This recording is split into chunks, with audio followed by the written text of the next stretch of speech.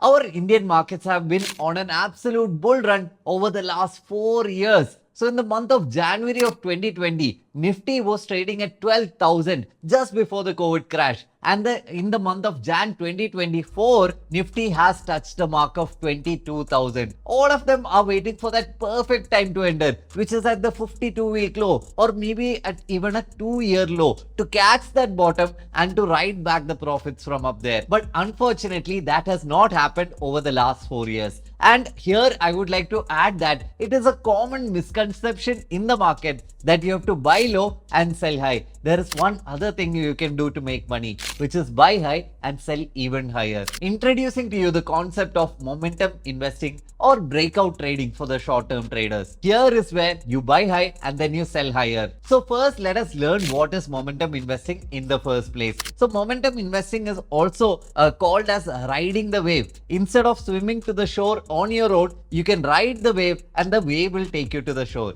Right? That is almost the concept of momentum investing. And there are three reasons why this happens. The first one is a herd mentality or the psychological reason. Whenever the stock is going up really well, then the herd mentality kicks in inside the stock and then a lot of buying happens through retailers. You might have seen headlines that whenever Nifty is at an all-time high, the market participation increases because new people start coming into the market. You can also think about it like fear of missing out or FOMO. So whenever a stock or the general market is performing really well, then there is a high chance that retailers will try to join the party. So because of everyone joining this party, the stock keeps on moving up. The second reason is very interesting. It could be due to technical reasons. So let's take the case of Nifty right now. For now, the all-time high in Nifty is nearly at 22,150. So you can imagine that there would be a lot of sellers active in that area. That's why every time Nifty touches that range, it comes crashing back down. So for some reason, let's assume that this specific level gets broken. And imagine there are a lot of short sellers active there. What will start to happen to all of their positions? Their positions will start going into losses. So as the market moves more and more up, their positions will start to go into more and more losses. So to stop this, what do they have to do? They will have to cover their losses. They'll have to square off their positions. And to square off a sell side position, what do they have to do? They will have to buy there. We have seen this happen multiple times. Even the infamous GameStop short squeeze that happened many years back, that was also due to the same phenomenon. The third reason why this works could be due to insiders. Let's say some people have inside knowledge of a certain result or a certain news that is going to come out about a company. What are they going to do? Again, there are a lot of rules against this, but unfortunately, they will end up buying that stock in the market. And when this happens, price and volume data cannot lie in the market and the stock price will start moving up very slowly. And with this also, momentum can be created. The news might come maybe 1 week or 2 weeks later, but due to insiders buying right now, the momentum investing or momentum trading can happen. Now, this concept is not new and has been studied various times in the past. If you go after a stock which is hitting a 52-week low and then you decide to invest on it versus compared to a stock which is hitting a 52-week high and then you invest on it, and the studies have shown that you'll end up making more money when you invest in stocks which are having the momentum. So all the reasons which we talked about, when the market is moving up or a stock is moving up, you can ride the wave just like that. They will work against you when the market is falling. Just imagine all the insider reasons, all the herd mentality, and for all those people for whom stop losses will start getting triggered, for all of them, any stock which is trying to break a 52-week low, that will keep on moving down. Let us take a quick example of what has happened to HDFC and SBI over the last multiple weeks. So these are the daily charts in SBI, and let's largely look at what happened since the day when it crossed its all-time high, which happened on 7th of February. So let's take the closing data from that day and try to see how much the stock moved. So the stock gave a return of 12.86%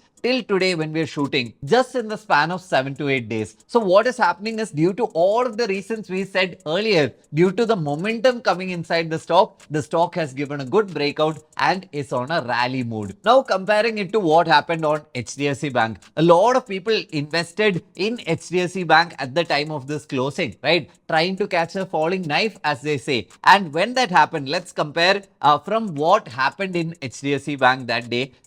So HDFC Bank has fallen a further 8% after that fall. So a breakout giving you 12.86% returns and a breakdown giving you nearly an 8% fall. This is just a crude example of it. Let's move ahead. So in the last video about sectoral rotation, we had touched in about this topic. So in the concept of sectoral rotation, the entire stock market can be divided into 4 different quadrants, which are leading, weakening, lagging, and improving. So the question which I saw a lot of people asking me personally is that, should I be investing in stocks which are going in the leading sector, or should I go after those stocks which are currently in the lagging sector and then try to ride the wave for a longer time? And in that video itself, I had talked about how I like to do what is called to be growth investing or momentum investing, and then invest or trade in stocks which are in the leading quadrant. So this is the explanation and a certain deep dive into that concept. So I'll tell you my method of choosing the best stocks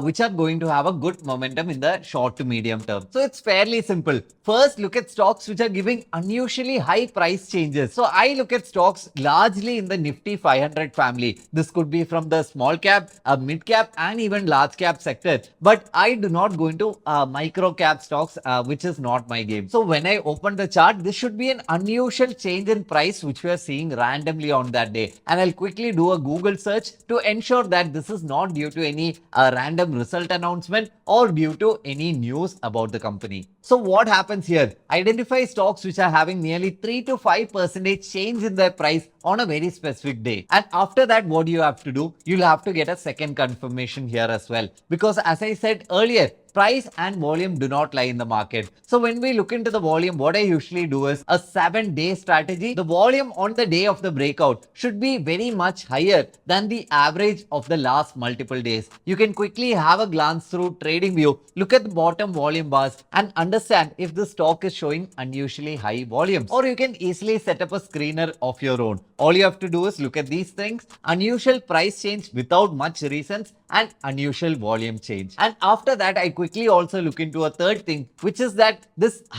unusual price change resulted in a breakout in the stock. You can use a concept of retesting to avoid the possibility of fake breakouts. Again, it will not be fully avoided, but you'll have to keep an SL on the same, because this concept of momentum investing is so quick and so fast. You'll get your profits really fast, or it will turn into a fake breakout and then it could go on to hit your SL. You can look at breakouts either in a good chart pattern kind of way. I try to use trend lines or even horizontal lines for proper 52-week high breakouts. So few stocks which have been caught by the screener over the last few days have been Maruti has been caught, Trend has been caught, SBI has been caught, and you can see Mahindra and Mahindra as well. And usually I try to avoid moves during result announcements of very small companies due to the reason that stock manipulation can happen. But otherwise, this is a really good way to kick off momentum investing in the market. You can follow this formula, create your own screener in either Charting or Screener.in, and then you can start your trade. I link a charting screener down below which you can use for the same. And if you're asking me the disadvantages of the strategy, it generally works in a trending market or a bullish market as we are seeing now. That's when stocks that give a breakout just keep on rallying. Try to avoid this strategy when the market goes into a long-term consolidation mood. Means it is consolidating for 1.5 or 2 months. So based on the charting screener, let's look at few stocks that caught my eye today also. So Federal Bank, NMDC, TV Today Network, Aster DM, these are few stocks that caught my eye. I just checked their charts as well and they look really good. So yes, hope you got the concept of momentum investing. This does work in the short term and in the medium term as well. So when you're doing in the short term, try to use the daily candlesticks to analyze both price as well as volume, and whenever you're doing the longer term analysis, you can use some weekly or even monthly candles for the same. So hope you got some insights from this video. This is Ajay Ajith signing off. See you all. Bye bye.